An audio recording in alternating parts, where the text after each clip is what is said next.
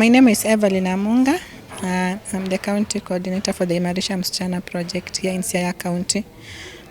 In partnership with the Mastercard Foundation, today we are having Imarisha Msichana project review meeting, whereby we're just reflecting on the achievements we have made in the participating schools.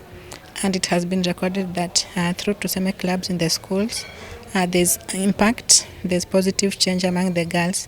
They're becoming more bold, they're withstanding that influence that could lead to teenage pregnancy. Today I'm here for the Tuseme preview meeting since it started back in the year last year 2023 till now.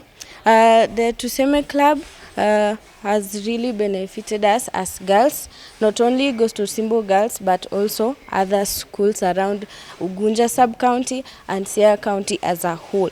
So the Fawe Kenya in partnership with the Mastercard Foundation has really helped girls out there to stand out for themselves and to speak and to be bold.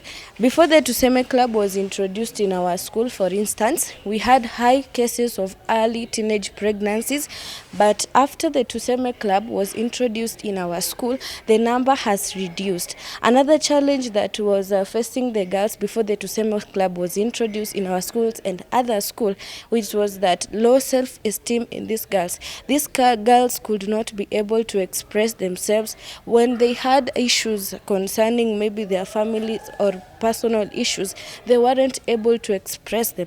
But after the club was introduced in various schools, the girls now are able to speak out for themselves. They are bold. A no is a no to them, and you cannot easily deceive a Tuseme club girl.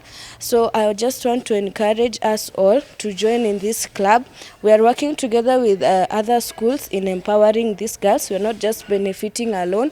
This thing, we are spreading it, and it is our hope that we will eventually get rid of the early teenage pregnancies that are still occurring in other parts around Siaya County, and also hope that it will go further to other counties as well.